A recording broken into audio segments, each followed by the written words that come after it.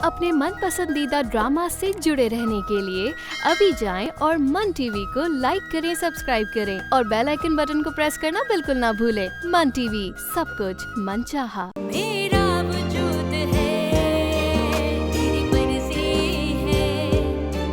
मेरा वजूद है, तेरी मर्जी है। तदफीन तो मैं इसलिए रुकवा रही हूँ कि मुझे लगता है जोरा ने खुदकुशी नहीं की, बल्कि किसी ने 20 करोड़ की लालच में उसको मर्डर किया है। वो कहते हैं ना, मरा हुआ हाथी भी 1.25 लाख का होता है। वो औरत तो मर गई, लेकिन पता नहीं कौन सा कार्ड्स के हाथ थे। जो भी हो बेटा, तुम्हारी माँ थी बड़ी गुन्नी, अंदर ही अंदर क्या कुछ कर डाला किसी को कुछ पता ही नहीं।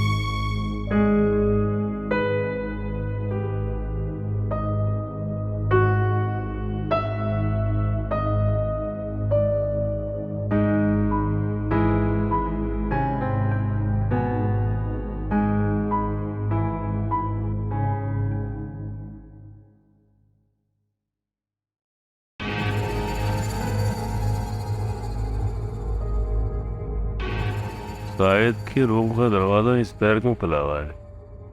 अरे तो है।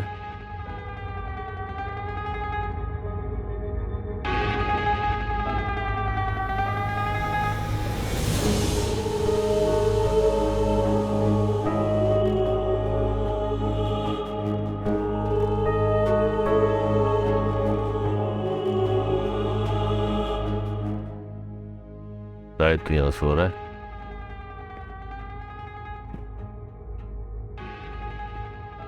उदय का है।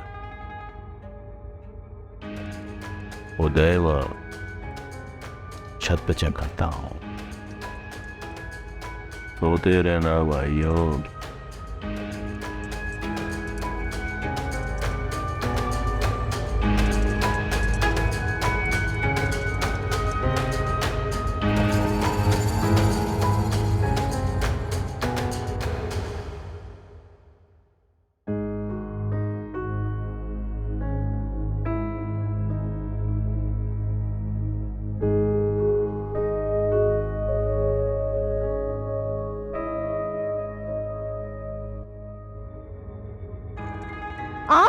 आप यहाँ क्या कर रहे? प्यास लग रही थी, पानी पीने निकला तो तुम्हारा रूम खुला हुआ देखा। तुम गायब थी, सोचा छत पर होगी तो प्यास बुझाने आ गया। थोड़ी मिला दिया, बुलाऊं जायद को मैं? पहले भी तो कितनी दफा बुलाने की कोशिश कर चुकी हो, मगर मैं बहाने इतने अच्छे बनाता हूँ ना। अब मैं आपसे बहुत बुरी तरह पेश आने वाली हूँ। ये कौन सी नई बात कर रहे हो? तुम तो हमेशा मेरे साथ बुरे तरीके से पेश आई हो। अच्छे तरीके से पेश आओ ना। शर्म आनी चाहिए आपको, और डूब के मर जाना चाहिए। अरे मरने वाली मर गई, अब मैं हूँ, मेरी मर्जी चलेगी। तो सुने, और कान खोल कर सुने। मुर्दों की तरह अब तक मैं जिंदगी गुजारी थी, लेकिन मुझे किसी ने आके एहसास दिला दिया कि मैं भी जिंदा हूँ, और मैं भी खुदा की बनाई हुई जानदार मखलूक, और इज्जत मेरा भी हक है। हट जाए मेरे रास्ते से, वरना आप सोच भी नहीं सकते अब वो होगा कि। अरे क्या होगा? नवी दोबारा चले। हेलो। बुलबुल फड़फड़ा रही है, वो होगा। अबे क्या होगा? सब कुछ मेरी मर्जी से होगा। भाग गई। खैर, कब तक भागेगी? भागते तो आएगी। हाँ।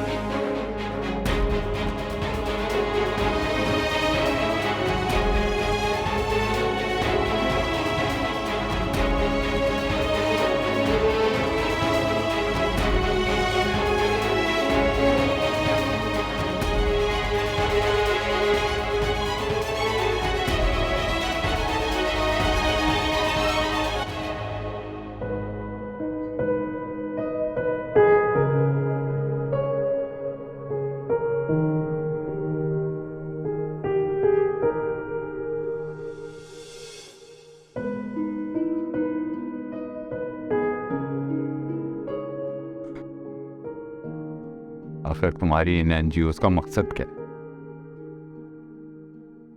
औरत को ये बता दे कि वो रवायत के नाम पे खुद को अजियत ना दे, उन्हें उनके हकूक बताने, घुटती हुई औरत को आवाज देने। और आजादी दर आजादी। तो क्या औरत के कोई हकूक नहीं है? तुम जैसी औरतें हैं जो हुकूक के नाम पे औरतों को तबाह बर्बाद करें, वरना जो हुकूक औरतों को चाहिए वो उनको उनकी घर की चारदीवारी में भी दिए जा सकते। तो फिर औरत घर से बाहर क्यों निकले? अच्छा, तो इसका मतलब ये है कि औरत घर की चारदीवारी में जंजीरों में जकड़ी रहे और मर्द सारी दुनिया में दंदनाता फिरे, और औरत को घर से बाहर निकलने की इजाजत भी नहीं है। क्यों? औरत को घर में रहने का क्यों हुक्म दिया गया है? अगर तुम्हें पता चल जाए तो खुदा की कसम तुम कल से घर से बाहर निकलना छोड़ दो। अच्छा, जरा मैं भी तो सुनूं, ऐसी कौन सी बलाएं घर से बाहर फिर रही हैं?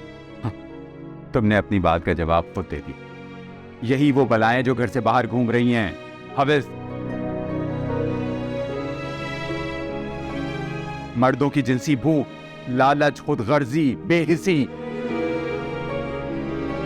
यही वो बलाएं जो घर से बाहर फिर रही हैं, औरतों के जिस्म में सरायत करके घरों में दाखिल हो जाती हैं। और फिर मर्दों की गंदी नजरें। हाँ, तो मर्द को अपनी नजर में शर्म पैदा करनी चाहिए ना, सिर्फ औरत ही क्यों?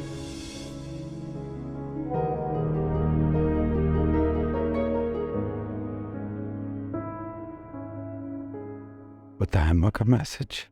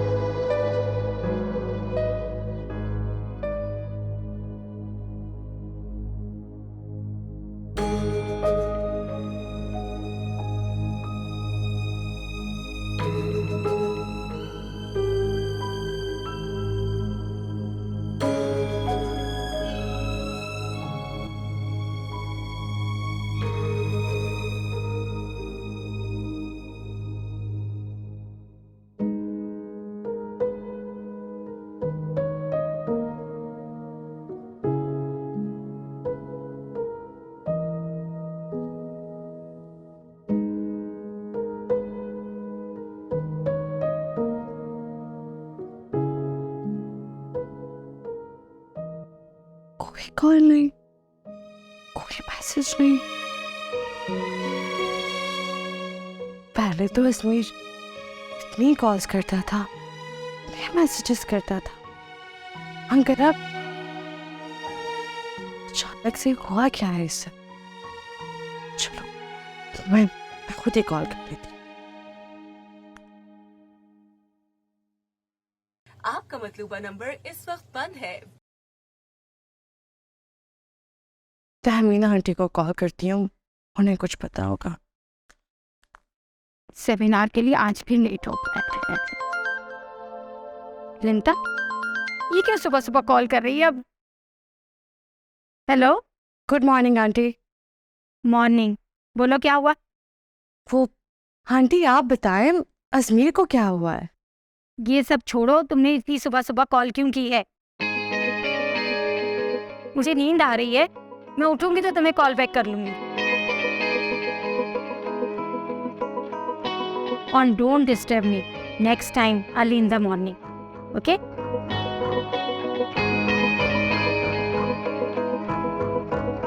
अभी नहीं, क्या हुआ है? इस लड़की से तो जान छुड़ाना मुश्किल हो गया। अरे मैं भी किन बातों में लग गई, सेमिनार के लिए लेट हो रहा है।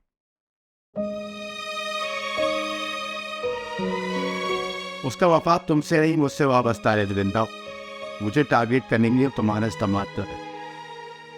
लेडीज एंड जेंटलमैन, आज मैं आप लोगों के सामने एक बहुत खास मौजू रखने जा रही हूँ और वो ये है।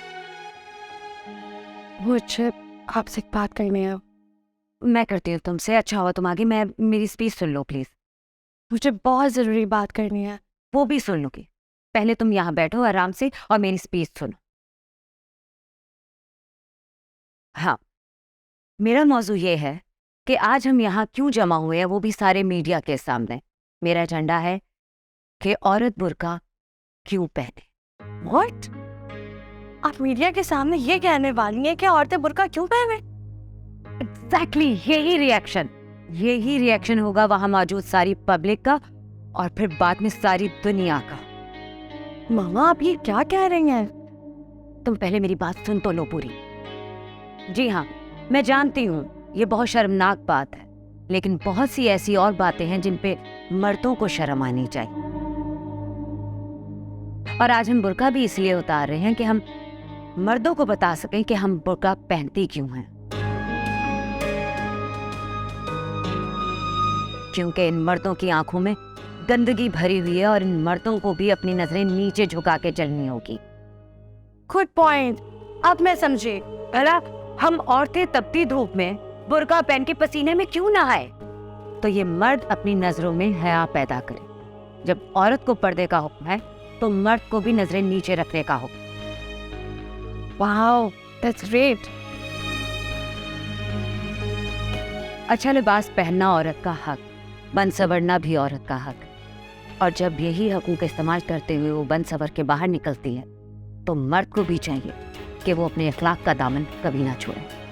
राह चलती हुई औरत को घसीट के ले जाते हैं और उन्हें अपनी हवस का निशाना बना देते हैं और फिर कहते हैं कि औरत घर से क्यों निकले, मर्दों पे कानून क्यों लागू किए जाए।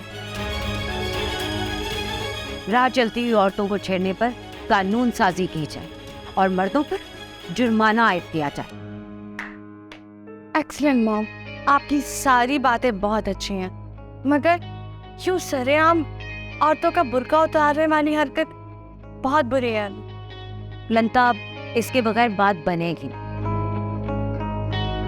ये अगर सिर्फ स्पीच होती तो सहाफी इसकी बातों का सारा खुलासा बना के अखबार में लगा देते। So if you want attention, make things controversial.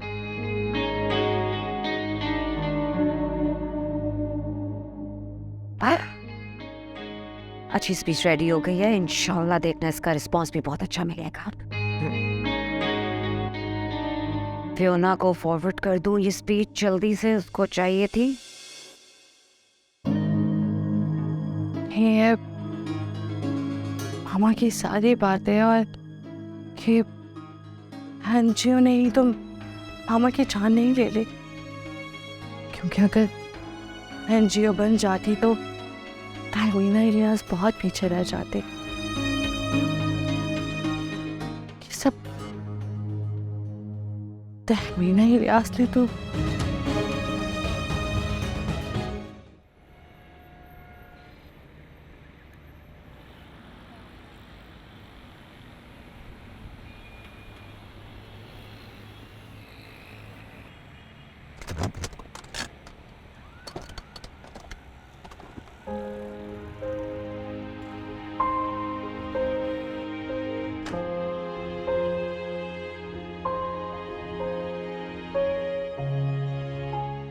खुदा है माँ, मुझे देर तो नहीं हुई? सिर्फ 10 मिनट, और इन 10 मिनट में मेरा दिल इतनी बार मायूस हुआ है कि एवरीथिंग विल बी फाइन। अच्छा, यहाँ पे खड़े होकर बात करना मुनासिब नहीं है, गाड़ी में आके बैठो।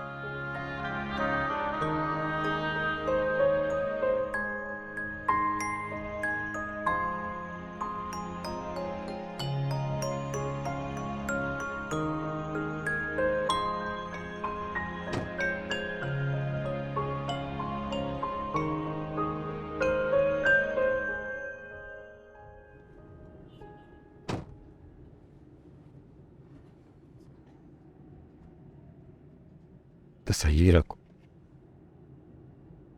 ये तसल्लियाँ भी कितनी अजीब होती है ना।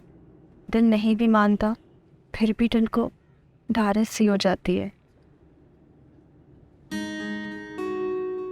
और अगर तसल्ली देने वाला कोई अपना हो तो तसल्ली छोटी भी हो तो सच्ची लगने लगती है। तसल्ली अगर सच्चाई के साथ दी जाए तो उसकी सच्चाई पे यकीन आ जाता है। और मैं तुम्हें सिर्फ तसल्ली नहीं दे रहा, यकीन दिला रहा हूं। आपका वजूद ही मेरे लिए सबसे बड़ा यकीन है सर। सर चलो अब 10 बार मेरा नाम लो हारून। लीजिए, आप सर ना कहलवाने के लिए ही सर कह रहे हैं। याद है सर, पहले जब मुझे कोई बात समझ नहीं आती थी तो आप कहते थे 10 बार दोहराओ। लेकिन अब दोहराने का वक्त नहीं, आगे बढ़ने।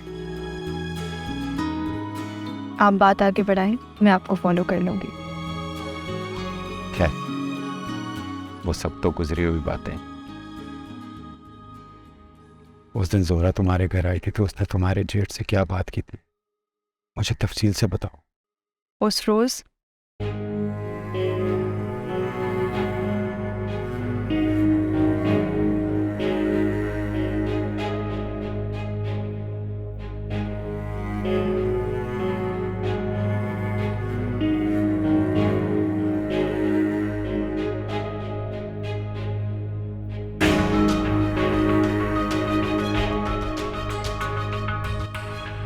वाओ, अब हम हनीमून मनाने मॉरिशस जाएंगे।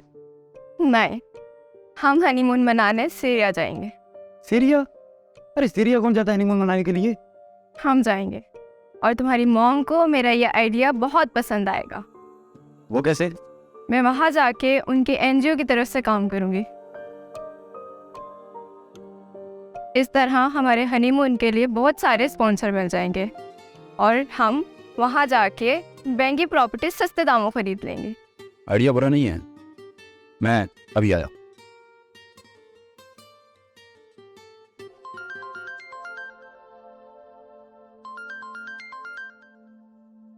बनता, हेलो। कौन? तुम कौन हो? पहले तुम ये बताओ तुम कौन हो? What do you mean तुम कौन हो? ये अजमीर का फोन है ना, तुम्हारे पास क्या कर रहा है? कौन है? पता नहीं, कोई लड़की है।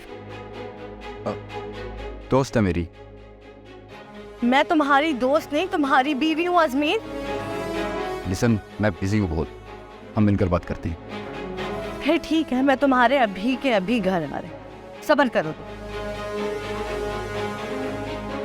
ड्राइवर, अजमीर के घर लेकर चलें गाड़ी। कौन थी ये? सच सच बताओ।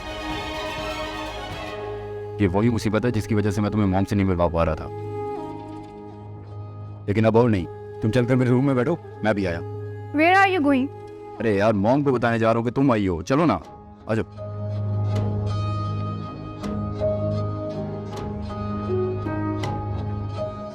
मैं तो तुम्हें बताती हूँ अजमीर, मैं दोस्त हूँ तुम्हारी। जल्दी चलाओ गाड़ी। मुझे सच सच बताओ कि ये माजरा क्या है? कल तक जहाँ पर मैं था वहाँ पर पुलिस पहुँच चुकी है, बहुत मुश्किल से आया हूँ मैं यहाँ पर। तो तुम 10 लाख रुपए लेने आए हो?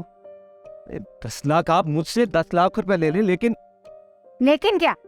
हाँ ना, 10 लाख रुपए आप मुझसे ले लें, लेकिन उससे पहले मुझे अपने घर में रहने के लिए पनाह दें और उसके बाद मुझे इस मुल्क से बाहर निकालें। मांगने वाला आज देने की बातें कर रहा है, भला क्यों? मैडम, आप आम खाए ना, गुठलियाँ क्यों गिन रही हैं? कहीं तुमने जोहरा से पैसे तो नहीं ले लिए? और वो 20 करोड़ की लेन देन में कहीं तुम्हारा हाथ तो नहीं है? अरे मैडम, क्या हो गया आपको? बस कर दें, मुझे इस मुल्क से बाहर निकाले आप। सच सच बताओ, मामला क्या है? कहीं 20 करोड़ लेके तुमने जोहरा का मर्डर तो नहीं कर दिया? अरे मैडम, खुदा को माने आप। सॉरी डिस्टर्ब किया आपको, लेकिन मुझे बात करनी है आपसे, इट्स अर्जेंट। हाँ बोलो, क्या बात है? वो रिंता यहाँ आ रही है। तो अटेंड करो उसे, देख नहीं गए हो कि मैं मीटिंग में हूँ? Mom, actually problem is this. तुम जाओ, हैंडल करो उसे, मैं बहुत इंपॉर्टेंट डिस्कशन कर रही हूँ। जाओ यहाँ से।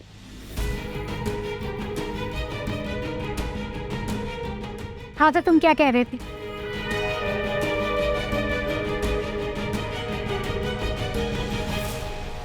तुम इतनी जल्दी कैसे आ गई?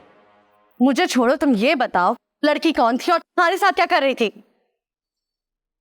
तो सुनो, प्यार करता हूं मैं उससे। इनफैक्ट उसी से प्यार करता हूं मैं। Ajmer,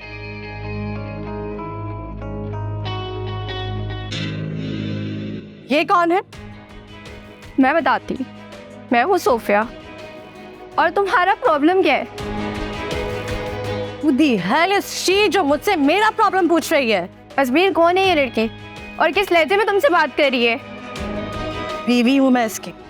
What nonsense! तुम इसकी बीवी कब से बन गई? He loves me. बताओ अजमेर, निकाह हुआ है हमारा।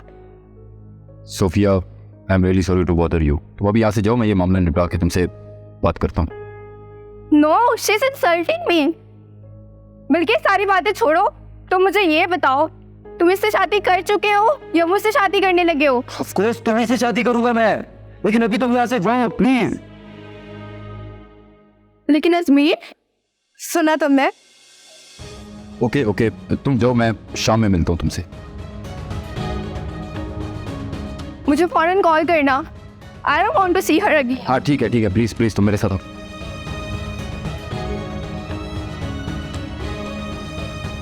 Are you mad? उसके सामने भी बहस की जा रही हो। अजमेर, ये क्या तमाशा है? तमाशा? मैं तुम्हें बताता हूँ ये क्या तमाशा है। चलो मेरे साथ मॉम के पास। अजमेर,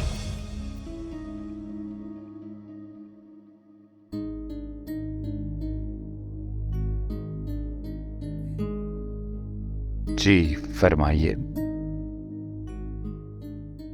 मेरा नाम अनीस फातिमा है। मुझे इस केस की इन्वेस्टिगेशन के लिए स्पेशली अपॉइंट किया गया है। I hope you will cooperate with me. जी बिल्कुल, फरमाइए। पुलिस के नाम रूटीन में सबके बयानात लिए जा चुके हैं, लेकिन मैं एक बार फिर से सबके स्टेटमेंट्स लेना चाहती हूँ और घर की इंस्पेक्शन भी एक बार फिर से होगी। ठीक है। बयानात के हिसाब से इस केस में सबसे सस्पेक्ट शख्स हैं आप, इसलिए सबसे पहले मैं आपका बयान लूंगी। जैसा आपको ठीक लगे। आप लोग जाएं और घर का इंस्पेक्शन कीजिए। रजा, आप जाइए।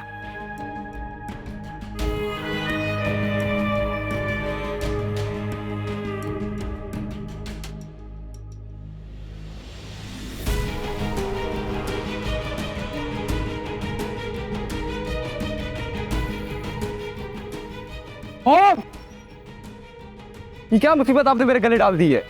इरिटेट करके रख दिया इसने मुझे। अरे तुम एक दफा चैन से क्यों नहीं बैठ जाती हो? मुझे आप लोगों की समझ में नहीं आती। 2 दिन पहले तो आप लोग मोहब्बत इंछावर कर रहे थे मुझ पर, और अब? और तुमने तो मैसेजेस और कॉल्स करना खुद शुरू किए थे ना मुझे। आप लोगों के इंसिस्ट कहने पर ही मैंने ये निकाह किया था। तो अब प्रॉब्लम क्या है? आपका बेटा किसी और लड़की को लेकर घर पर बैठा हुआ है।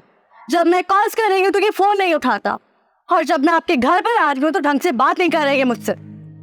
ये सब है क्या आखिर? देखो, ये बात बिल्कुल सच है कि तुम मेरी पसंद हो, और मेरे कहने से अजमेर ने तुमसे निकाह किया है। वो तुम्हें नहीं पसंद करता, सूफिया को चाहता है, सूफिया से शादी करना चाहता है। अगर तुम्हें ये सब पसंद नहीं है,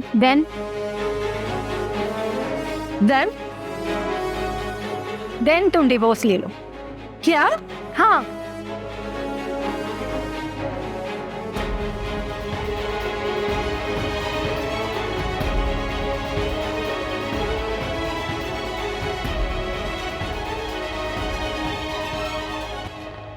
हो गई तुम्हारी मुश्किल आसान। अब बैठ जाओ और मुझे मीटिंग अटेंड करने दो। हाँ, तो मैं क्या कह रही थी तुमसे?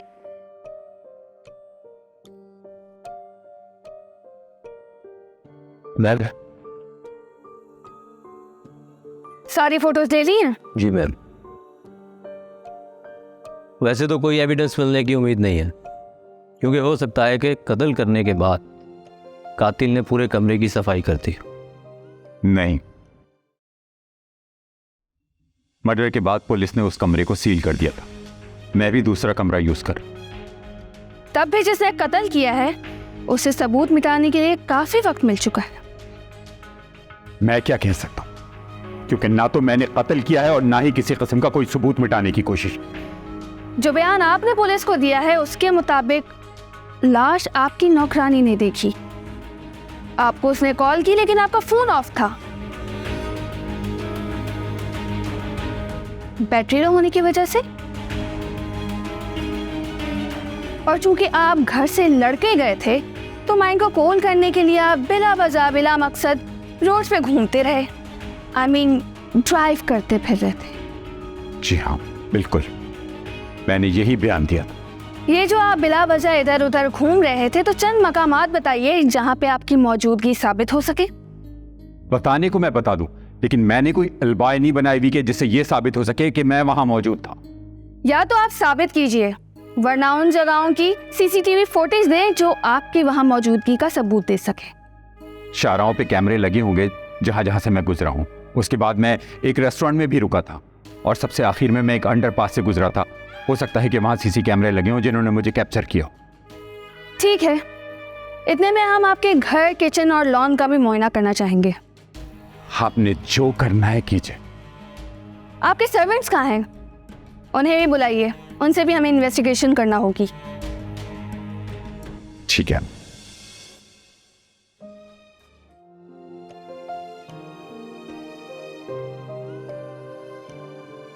मुझे छोड़ो, तुम ये बताओ लड़की कौन थी और तुम्हारे साथ क्या कर रही थी?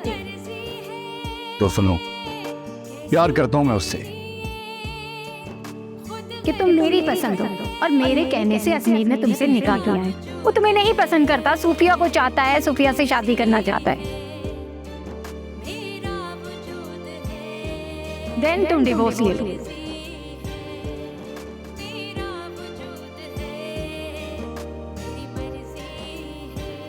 तुमने उस वक्त ये बात पुलिस को क्यों नहीं बताई थी? मैडम, मैं उस वक्त डर गई थी, लेकिन अगर मेरे दिल में खोट होता तो मैं अब भी ये बात आपको नहीं बताती। अब सारी बात मुझे शुरू से बताओ कि क्या हुआ था।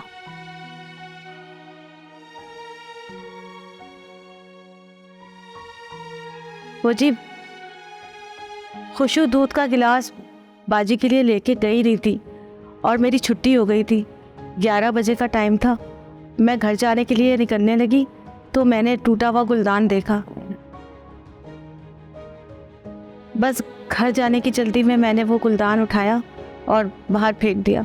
गुलदान गिरा और तुम्हें आवाज नहीं आई? मैडम, मैंने आपको बताया ना, मुझे घर जाने की जल्दी में ध्यान ही नहीं रहा। और वैसे भी वो गुलदान बहुत कीमती था। अगर बाजी को बताती तो वो मुझे बहुत डांटती और फिर मुझे बहुत देर हो रही थी। अगर आखिरी बस भी निकल जाती तो मैं घर कैसे जाती?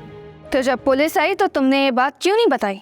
मैं उस वक्त घर पे थी नहीं जब पुलिस आई। सुबह जब मैं आई तब मुझे बाजी के कत्ल का पता चला। और सच्ची बात यह है कि उस वक्त किसी ने मुझसे कुछ पूछा नहीं और मैंने भी डर के मारे किसी को कुछ नहीं बताया। तो अब क्यों बता रही हो जब तुमने अच्छा खासा सबूत हटा दिया? मैंने कहा था कि मैं उस वक्त डर गई थी, लेकिन सच्ची बात तो यह है कि अब मैं दिल से चाहती हूँ कि बाजी का कातिल पकड़ा जाए। क्यों? अब डर नहीं लग रहा? मैडम, मेरी खता बस इतनी सी है कि मैंने देर हो जाने और बाजी के डांट के डर से ये बात नहीं बताई, वरना मैंने ऐसा कुछ नहीं किया कि मैं डरूं। हो सकता है वो गुलदान कातिल के टकराने से टूटा हो। वो गुलदान तुमने कहाँ फेंका था? वो जी बंगले के पिछले हिस्से में। इन्हें लेकर जाओ और गुलदान को अपनी कस्टडी में लो।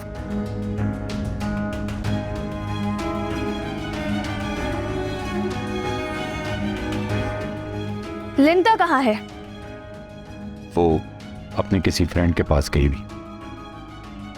तो उन्हें बुलाएं, क्योंकि मैं उनसे मिले बगैर यहाँ से नहीं जाऊंगी। क्योंकि कातिल अगर मेन गेट से नहीं आया तो कहीं से तो आया है।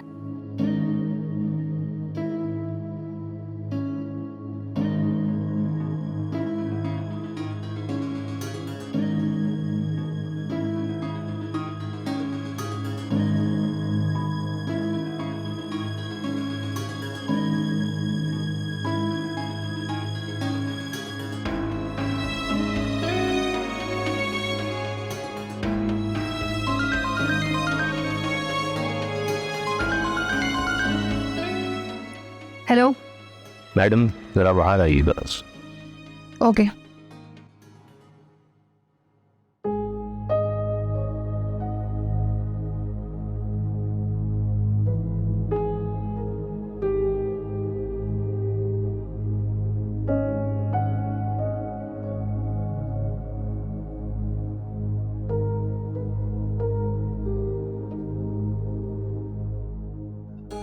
इससे साफ जाहिर होता है कि वहां से कोई कूदा और उसके जूतों के निशान यहाँ छप गए हैं और ग्रास डैमेज हुआ है।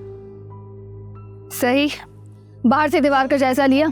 सलीम, बाहर से स्नैप्स लेकर आओ।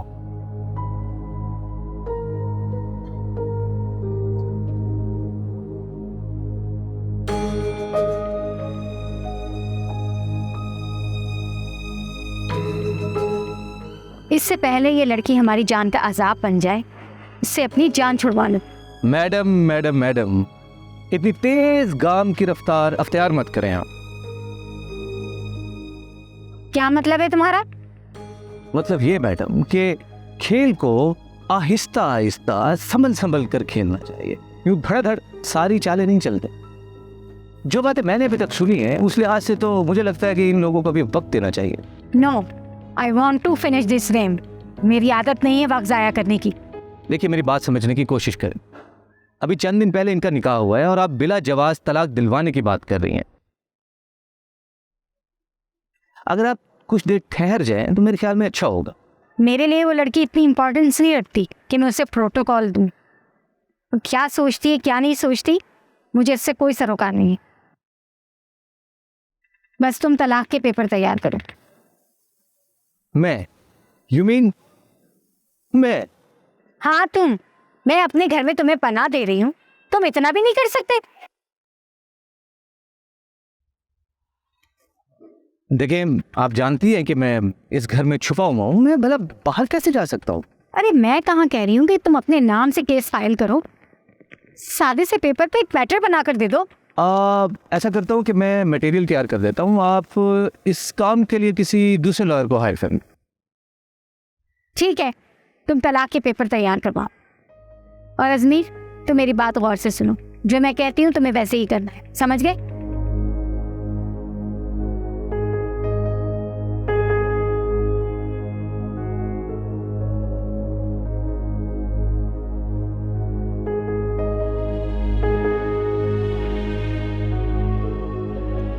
हमें बाहर दीवार पर ऐसी चप्पल का निशान मिला जैसे ऊपर दीवार पकड़कर किसी ने पांव रख के फलांगने की कोशिश की हो और चप्पल स्लिप हो गई हो।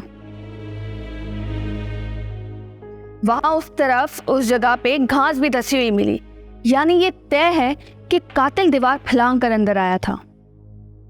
घर के पिछले हिस्से में किचन का एक दरवाजा भी है और उस दरवाजे के साथ जोर आजमाई की गई है, लिहाजा ये तय है कि कातिल किचन के दरवाजे से घर में दाखिल हुआ था। यानी कि कातिल जानता था कि किचन के रास्ते से अंदर जाया जा सकता है। या तो जानता था या फिर उसे बताया गया था। कातिल को पकड़ना सेकेंडरी बात है। मैं बस ये चाहती हूँ कि 20 करोड़ की रकम कैसे वापस ली जाए, क्योंकि वकील का नंबर भी ऑफ जा रहा है और ये भी नहीं पता चल रहा है कि उसे जमीन निकल गई, आसमान खा गया। और दूसरी अहम बात ये कि जोहरा के करीबी दोस्तों में ऐसा कौन हो सकता था जिसे वो अपने सारे सीक्रेट शेयर करती थी, क्योंकि उसे हमने अपनी खास पॉलिसीज के बारे में बताया था। और मैं चाहती हूँ कि उसकी मर्डर की बात फैलने से पहले मैं इन चीज़ों पर काबू पा लूँ और पैसा भी रिकवर कर लूँ, क्योंकि मुझे भी तो आगे जवाब देना है। कत्ल वाले दिन मकतूला का अपने शौहर और बेटी से झगड़ा हुआ था, तो हारून भी मार सकता है और नंता भी इसका सबब हो सकती है, या दोनों मिलकर भी मार सकते हैं। अब देखें पोस्टमार्टम की रिपोर्ट क्या कहती है। वैसे आज हारून साहब ने एक बात बताई कि इस कत्ल में शाहिद भी इन्वॉल्व हो सकता है। कौन शाहिद? मैम, ये वो शख्स है जो अपनी छोटी भावज को सेक्सुअल हैरेसमेंट करने पर मिसेज हारून जेल भिजवाना चाहती थी। ये तो बहुत बड़ा सस्पेक्ट है, तुम्हें फौरन इन्वेस्टिगेशन करनी चाहिए। जी मैम, मैंने इन्वेस्टिगेशन शुरू कर दी है। गुड।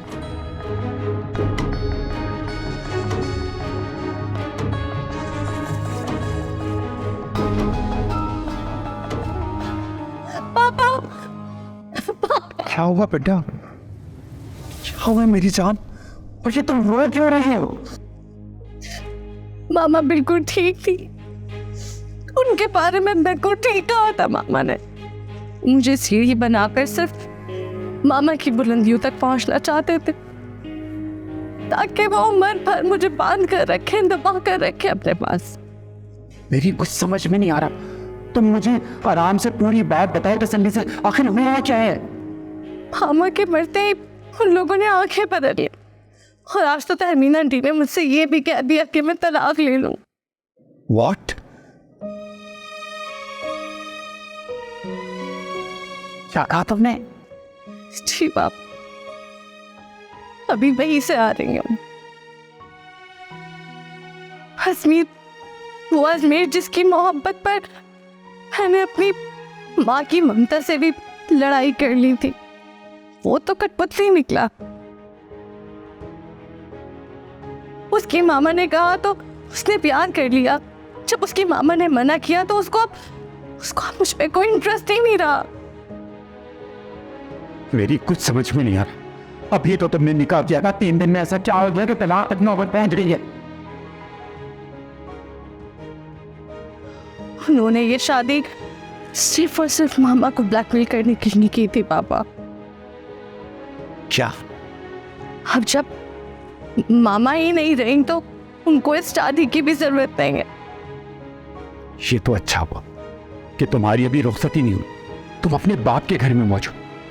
कल कला को अगर ये कश्ती बीच समंदर में पहुंच जाती तो उसको किनारे लगाना मुश्किल हो जाता। मगर पापा, मैं अपने दिल का क्या करूं? मैं अपनी नजरों में गिर गई हूं। बेटा, इंसानों पर ही आजमाइश आती, उन्हें मजीद मजबूत करने के लिए।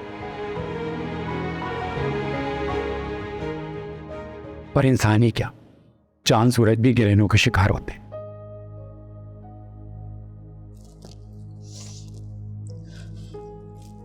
थैंक यू पापा। बेटा, शुक्र कर कि तुम अच्छे हालों में। खुदा एमा को देखो, उसका तो कोई सहारा भी नहीं है, ना माँ ना बाप, ना कोई सर पर हाथ रखने वाला। लेकिन पापा, उसका सहारा छीनने वाले तो उसके अपने ही है ना। आप उसके कांटेक्ट में कुछ ज्यादा ही नहीं रहने लगे। बेटा, ऐसी बात नहीं है। कई दिनों के बाद आज मैंने उसकी खैरियत पूछने के लिए उसको फोन किया था तो पता चला। वैसे मैं एक बात पर बहुत हैरान हूँ। किस बात पे? मेरी मामा का कफन अभी तक मैला भी नहीं हुआ। इनफैक्ट अभी तो वो कफन में गई भी नहीं है।